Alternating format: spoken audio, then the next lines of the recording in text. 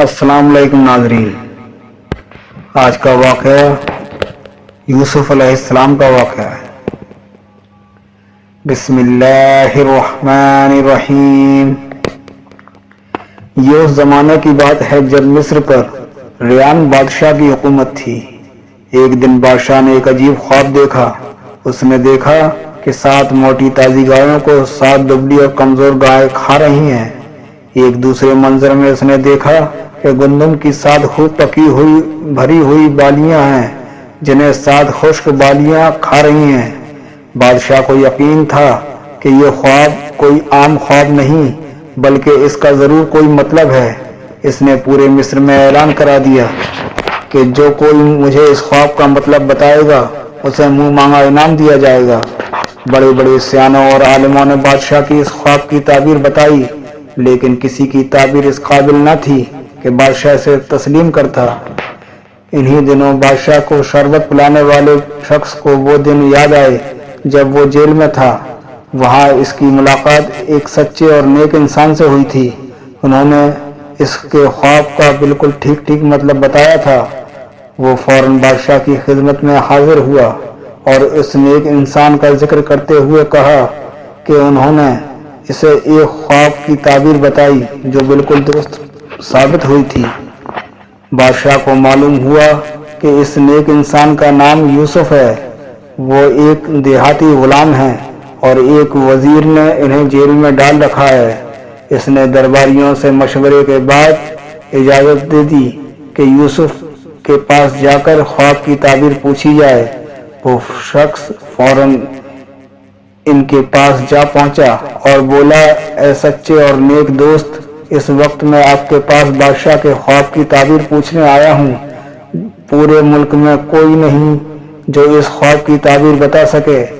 سب لوگ تیر تکے چلا رہے ہیں، لیکن آپ ہی وہ انسان ہیں جو اللہ کے دیے ہوئے علم کے مطابق اس کی تعبیر بتا سکتے ہیں۔ حضرت یوسف نے خواب سننے کے بعد بتایا، اس خواب میں یہ بات بتائی گئی ہے کہ 7 برسوں کے بعد تمہارے ملک میں شدید قحط پڑے گا اور اسی دوران میں تمہارا سارا غلہ ختم ہو جائے گا۔ 7 دبلی گایوں کے 7 موٹی گایوں کا کھانے کا یہی مطلب ہے۔ حضرت یوسف نے مزید فرمایا، خواب کے دوسرے حصے میں دراصل اس قحط سے بچنے کی تدبیر بتائی گئی ہے۔ وہ یہ ہے کہ تم لوگ ابھی سے آنے والے قحط کے لیے گندم محفوظ رکھو، اور اس کو محفوظ کرنے کا بہترین طریقہ یہ ہے کہ اسے باریوں میں ہی رہنے دو۔ اس طرح گندم کو کیڑا نہیں لگے گا۔ قحط کے دنوں میں اسے محفوظ گندم کو استعمال میں لایا جائے گا اور بچت سے کام لیا جائے۔ پھر 7 سال کے بعد ایک برس ایسا آئے گا، خوب بارش ہوگی، قحط کی صورتحال ختم ہو جائے گی، ہر طرف فصلیں لہلائیں گی اور لوگوں کی دعائیں قبول ہوں گی۔ یوں قحط کے 7 سال یعنی خشک بالیاں ذخیرہ شدہ بھری ہوئی بالیوں کو کھائے جائیں گی۔ یہی تعبیر ہے تمہارے بادشاہ کے خواب کی۔ اس شخص کے خواب کی تعبیر اس قدر اچھی لگی کہ وہ جھوم اٹھا۔ اس نے حضرت یوسف سے اجازت چاہی اور فوراً بادشاہ کے سامنے پیش ہو کر خواب کی تعبیر کہہ سنائی۔ بادشاہ کو بھی اس تعبیر سے بہت خوشی ہوئی۔ اس کا دل کہہ رہا تھا کہ یہ بات بالکل ٹھیک ہے۔ اس سے خواب میں موجود ہر بات کا مطلب اچھی طرح بیان ہو جاتا تھا۔ بادشاہ بہت حیران ہوا کہ اس قدر قابل آدمی جیل میں کیوں بند ہے۔ اسے بتایا گیا کہ ایک وزیر نے 12 برس قبل ایک جھوٹے مقدمے میں حضرت یوسف کو جیل میں بھیج دیا تھا۔ الزام یہ تھا کہ انہوں نے وزیر کی بیوی زلیخا اور اس کے سہیلیوں کے ساتھ اچھا سلوک نہیں کیا تھا۔ جب حضرت یوسف کو باہر لانے کا حکم دیا گیا تو آپ نے کہا کہ میں اس وقت تک جیل سے باہر نہیں آؤں گا جب تک میرے ساتھ انصاف نہیں ہو جاتا۔ چنانچہ بادشاہ نے الزام لگانے والی عورتوں سے پوچھا تو انہوں نے اپنی غلطی مان لی کہ یوسف تو بہت ہی اچھے انسان ہیں، ہم نے تو ان پر جھوٹا الزام لگایا تھا۔ تب حضرت یوسف عزت کے ساتھ جیل سے باہر آئے۔ بادشاہ حضرت یوسف کی سچائی کو دل سے مان چکا تھا۔ اس نے کہا، بلا شبہ آج کے دن سے آپ ہمارے نگاہوں میں بڑے رہنما اور امانت دار ہیں۔ آپ جیسے شخص کو آنے والے کڑے وقت میں ہمارے ساتھ ہونا چاہیے۔ آپ ہماری رہنمائی فرمائیں۔ حضرت یوسف نے بڑا اعتماد سے کہا، آپ اپنی مملکت کے خزانے میں میرے حوالے کر دیں۔ میں امانت کی حفاظت کرنا بھی خوب جانتا ہوں اور میرے پاس میرے رب کا دیا ہوا علم بھی ہے جو میری رہنمائی کرے گا۔ حضرت یوسف اللہ کے نبی تھے اور آپ نے بادشاہ کی پیشکش اللہ کے حکم یعنی وحی کے آ جانے کے بعد قبول کی تھی۔ وہ اچھی طرح جانتے تھے کہ آنے والے وقت میں اصل کام غلے اور اناج کی حفاظت کا ہے اور یہ محکمہ وزارت خزانہ ہی میں شامل تھا۔ اس لیے آپ نے اللہ کے حکم کے مطابق اسی خدمت کے لیے اپنے آپ کو پیش کیا۔ بادشاہ نے آپ کی بات مان لی اور وزارت خزانہ آپ کے سپرد کر دی۔ پھر جلد ہی صورتحال یہ ہو گئی کہ ملک کے تمام کام حضرت یوسف کے مشورے ہی کے روشنی میں انجام پانے لگے اور پوری سلطنت آپ کے احکامات کے مطابق چلنے لگی۔ آپ نے کسانوں کو اپنی کاشت پر بھرپور توجہ دینے پر زور دیا۔ ہر قسم کے غلے کی کاشت کرنے کے لیے کسانوں کی حکومت کے خزانے سے مدد کی گئی۔ یوں 7 برسوں میں آپ نے دن رات کی توجہ سے بھرپور پیداوار حاصل کی۔ جب فصل پکنے کو تیار تھی تو آپ نے گندم کے خوشے یعنی بالیاں الگ کرا لیں۔ اسی طرح کھانے پینے کی جتنی اشیاء بھی بازار میں ضرورت سے زیادہ تھیں آپ نے خرید لیں اور غلے کو ذخیرہ کرنے کا ایسا طریقہ اپنایا کہ وہ خراب نہ ہو۔ 7 برس کے بعد قحط شروع ہو گیا۔ بادل مصر کے آسمانوں سے ناراض ہو گئے، زمینیں خشک ہو کر بنجر ہو گئیں، سبزہ غائب ہو گیا اور لوگ بلبلانے لگے۔ یہی موقع تھا جس کی تیاری حضرت یوسف نے کر رکھی تھی۔ آپ نے پورے مصر میں اعلان کرا دیا کہ جس کے پاس غلہ نہیں ہے وہ آ کر خرید سکتا ہے۔ کنعان کے علاقے میں جب یہ اعلان پہنچا کہ بادشاہ غلہ دے رہا ہے تو حضرت یعقوب کے 10 بیٹے بھی غلہ لینے مصر کی طرف روانہ ہوئے۔ حضرت یعقوب اصل میں حضرت یوسف کے والد تھے اور اللہ کے نبی بھی۔ حضرت یوسف کے سوتیلے بھائیوں نے بچپن میں انہیں کنویں میں پھینک دیا تھا۔ وہ حضرت یوسف سے بہت حسد کرتے تھے۔ واپس آ کر انہوں نے حضرت یعقوب کو یہ بتایا کہ ہم کھیل رہے تھے اور یوسف کو بھیڑیا اٹھا کر لے گیا۔ حضرت یعقوب کو ان کی بات پر یقین نہ آیا لیکن انہوں نے صبر کیا۔ دوسری طرف حضرت یوسف کو ایک قافلے والے کنویں سے نکال کر لے گئے اور مصر لے جا کر بیچ دیا۔ انہوں نے ایک وزیر نے خرید لیا تھا۔ جب حضرت یوسف بڑے ہوئے تو وزیر کی بیوی نے آپ پر جھوٹا الزام لگا کر آپ کو جیل میں بند کرا دیا تھا۔ اب حضرت یوسف کے یہ سوتیلے بھائی جب غلہ خریدنے پہنچے تو آپ نے انہیں پہچان لیا، البتہ وہ آپ کو پہچان نہ سکے۔ اس کی وجہ یہ تھی کہ حضرت یوسف کو انہوں نے خاصی چھوٹی عمر میں کنویں میں پھینکا تھا اور اب وہ بڑے ہو چکے تھے۔ غلہ خریدنے کے بعد جب وہ جانے لگے تو آپ نے بھائیوں کو روک لیا اور پوچھا کہ وہ کہاں سے تشریف لائے ہیں۔ یوں آپ نے باتوں باتوں میں اپنے گھر کی خیریت معلوم کی۔ آپ نے اپنے والد محترم حضرت یعقوب اور سگے بھائی بنیامین کی خیریت پوچھنے کے بعد کہا، تم لوگوں نے بتایا کہ ہم 12 بھائی ہیں، تو غلہ خریدنے 10 کیوں آئے ہیں؟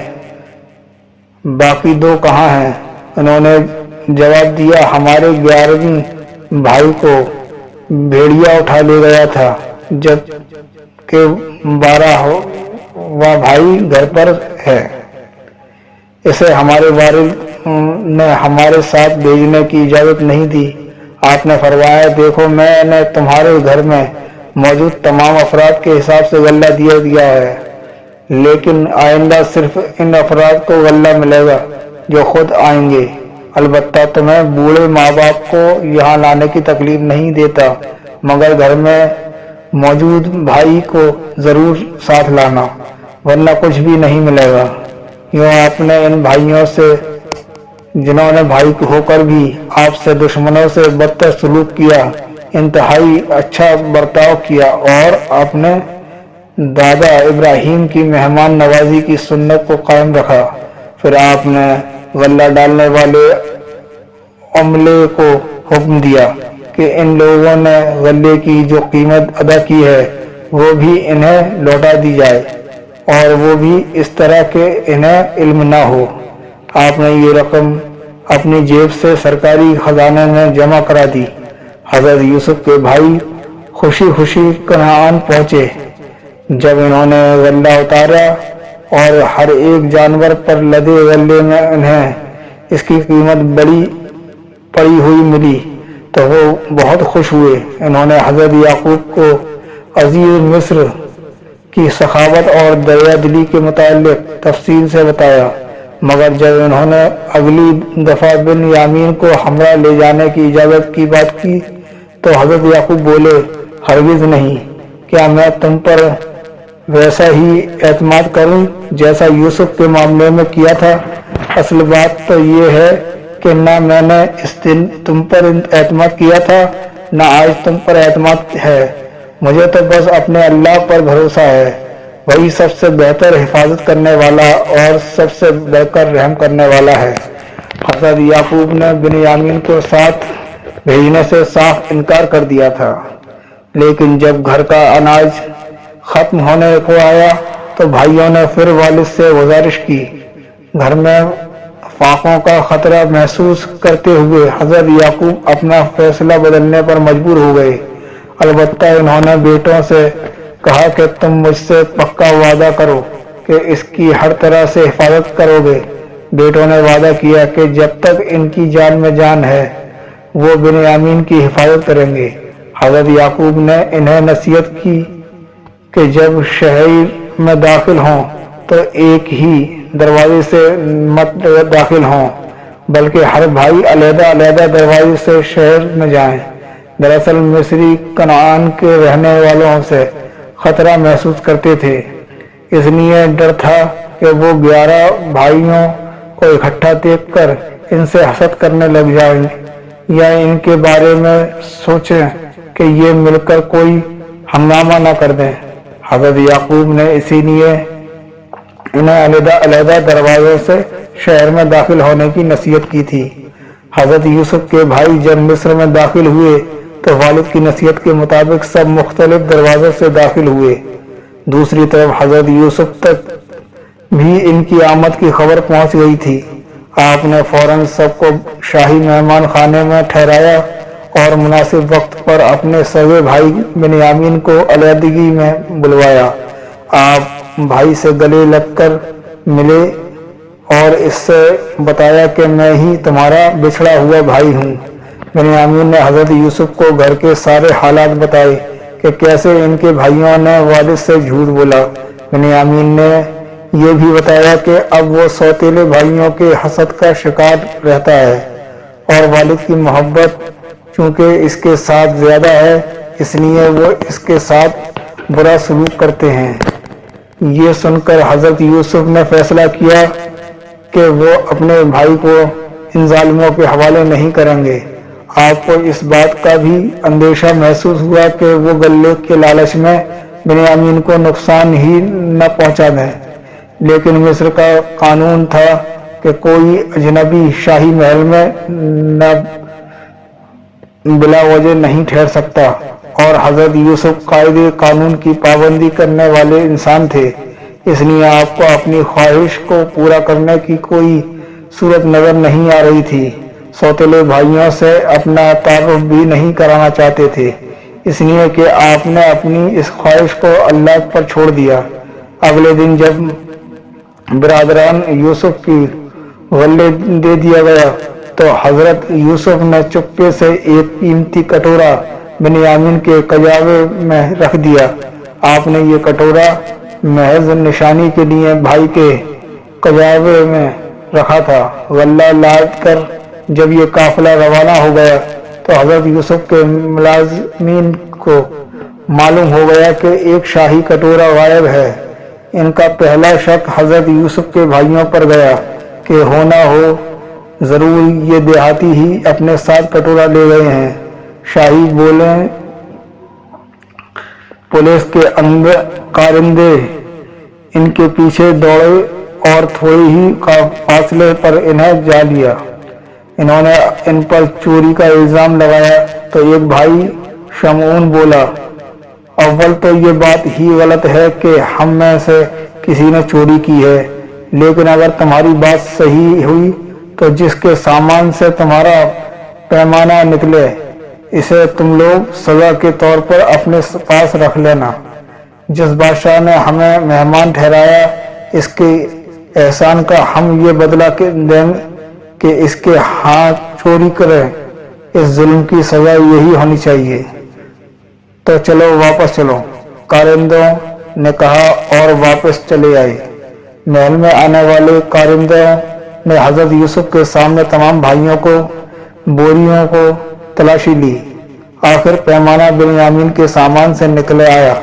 یہ منظر دیکھ کر ایک بھائی نفرت سے بولا، اچھا اس لڑکے نے چوری کی ہے تو پھر کوئی حیرانی کی بات نہیں، اس کا دوسرا بھائی بھی ایسا ہی تھا، اس نے بھی چوری کی تھی۔ حضرت یوسف اس جھوٹے الزام کو سن کر بھی کچھ نہ بولے۔ کارندے نے بنیامین کو اپنے قبضے میں کر لیا تھا تو بھائیوں کو اپنے والد حضرت یعقوب سے کیا ہوا وعدہ یاد آ گیا۔ یہودا جو اپنے تمام بھائیوں میں کچھ بہتر انسان تھا بولا، اے عقل مند عزیز مصر، گزارش ہے کہ ہمارا باپ بہت بوڑھا ہے، وہ پہلے ہی اپنے ایک بیٹے کی جدائی میں غمزدہ ہے۔ اس نے ہم سے وعدہ لیا تھا کہ ہم اس کی حفاظت کریں گے۔ برا کرم آپ ہم میں سے کسی اور کو اپنے پاس رکھ لیں لیکن اسے جانے دیں۔ حضرت یوسف نے فرمایا، یہ کیسے ہو سکتا ہے کہ میں قصوروار کے بجائے بے قصور کو پکڑوں؟ ایسا کرنا ظلم ہے۔ بھائیوں نے حضرت یوسف کی بات سے جان لیا کہ ان کی کسی درخواست کا ان پر اثر نہیں ہوا۔ وہ ایک طرف ہو کر آپس میں مشورہ کرنے لگے۔ بڑا بھائی بولا، بھائیوں، یوسف کے معاملے میں ہم پہلے ہی اپنے باپ کے سامنے شرمندہ ہیں، اس دفعہ تو وہ ہماری کسی بات پر یقین نہیں کریں گے، وہ سراسر ہمیں ہی قصوروار سمجھیں گے، تو پھر کیا جائے؟ دوسرے نے پوچھا، بھائیوں، میرا فیصلہ تو یہ ہے کہ میں بنیامین کے بغیر باپ کے سامنے نہیں جاؤں گا۔ بڑے نے اپنا فیصلہ سنا دیا۔ مشورے کے بعد آخر یہی طے پایا کہ بڑا بھائی یہیں رکے تاکہ والد محترم کو یہ تسلی دی جا سکے کہ بنیامین مصر میں اکیلا نہیں ہے۔ باقی بھائی پریشانی کی حالت میں واپس آ گئے۔ کنعان پہنچ کر انہوں نے حضرت یعقوب کو ساری داستان سنائی اور کہنے لگے کہ ہماری بات پر یقین نہیں آیا تو آپ قافلے کے دوسرے لوگوں سے پوچھ لیں۔ حضرت یعقوب بولے، میں تمہاری اس بات پر بھی صبر کروں گا، بے شک صبر بہترین سہارا ہے۔ مجھے یقین ہے اللہ میرے دونوں بیٹوں کو ایک دن ضرور مجھ سے ملائے گا۔ اس موقع پر حضرت یعقوب کے سینے سے ایک ہوپ سی اٹھی اور وہ ٹھنڈی آہ بھرتے ہوئے بولے، آہ یوسف کی جدائی کا درد۔ دراصل حضرت یعقوب کو حضرت یوسف سے اتنی محبت تھی کہ بیٹے کی جدائی میں رو رو کر آنکھوں نے دیکھنا بند کر دیا تھا۔ بھائی جل بھن کر بولے، لگتا ہے ہمارے والد تو اپنے آپ کو یوسف کے غم میں ہلاک کر لیں گے۔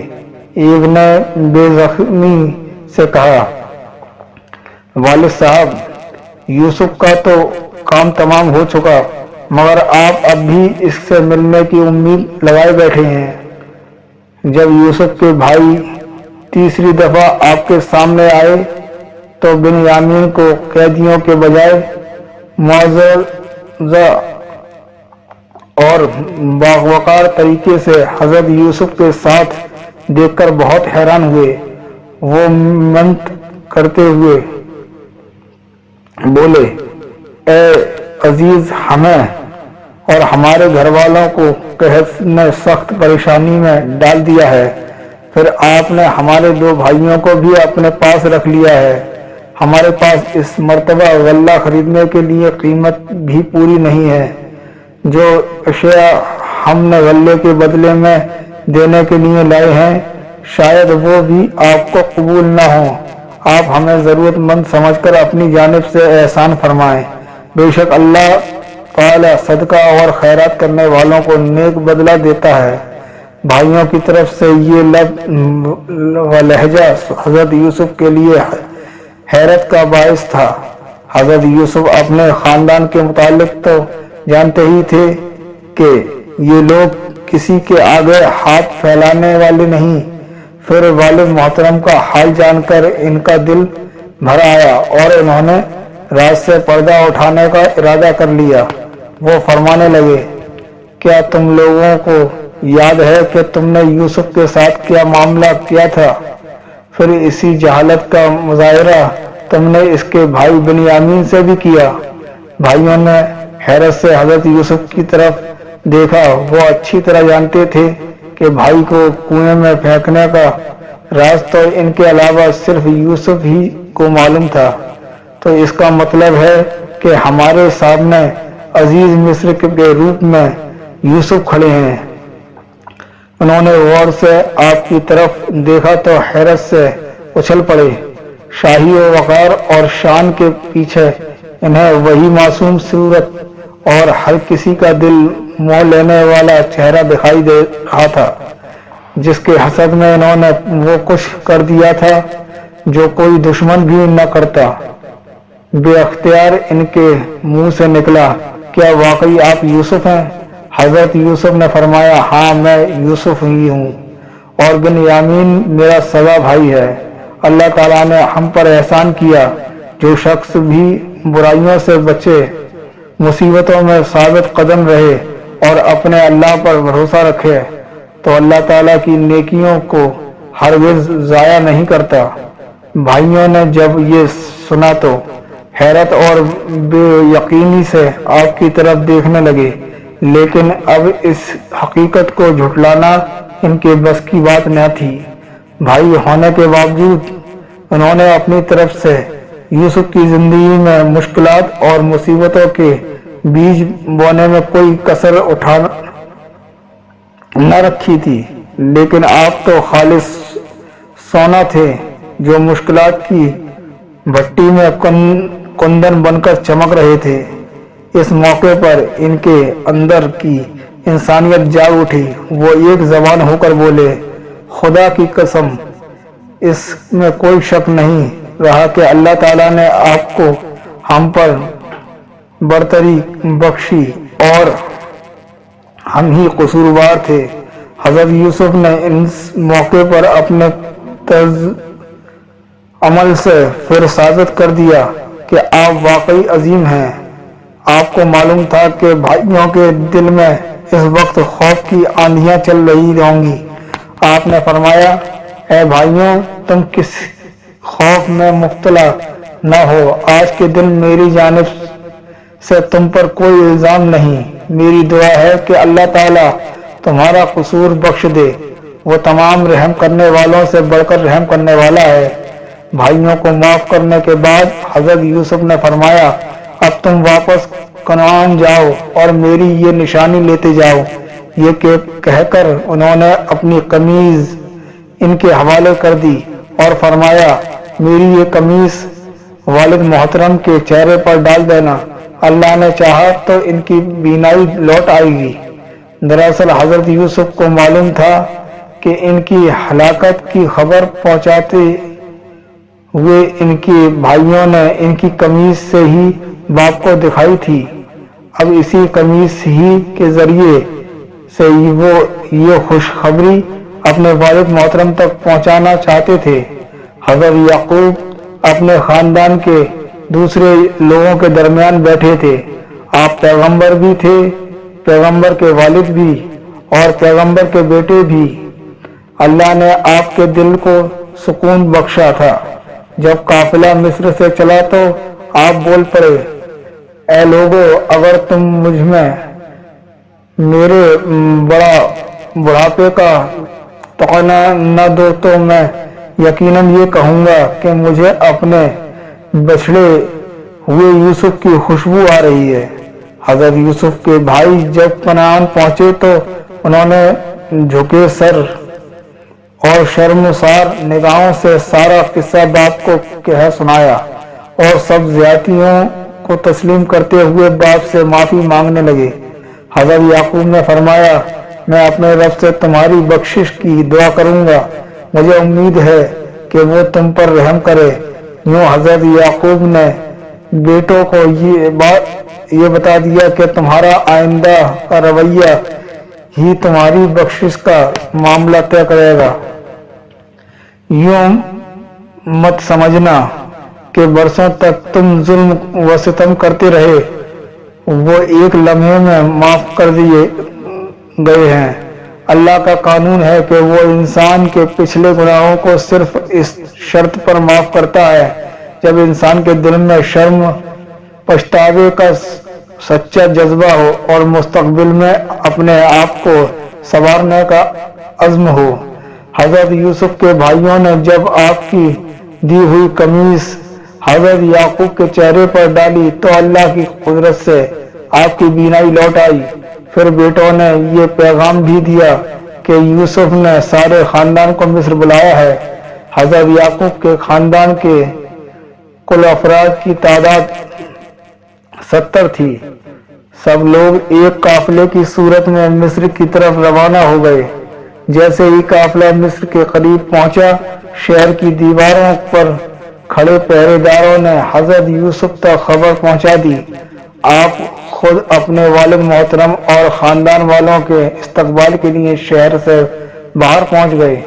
جب حضرت یعقوب حضرت یوسف کے ساتھ ملے تو وہ ایک عجیب منظر تھا۔ دونوں باپ بیٹوں کی جدائی کے غموں کو آنسوؤں نے دھو ڈالا۔ یہ آنسو خوشی کے بھی تھے، شکر کے بھی۔ زمانے نے پیغمبر کے بیٹے کے پیغمبر باپ سے ملنے کا یہ منظر بھلا پہلے کہاں دیکھا ہوگا۔ حضرت یوسف اپنے خاندان کو ایک عظیم الشان جلوس کی شکل میں شاہی محل لائے۔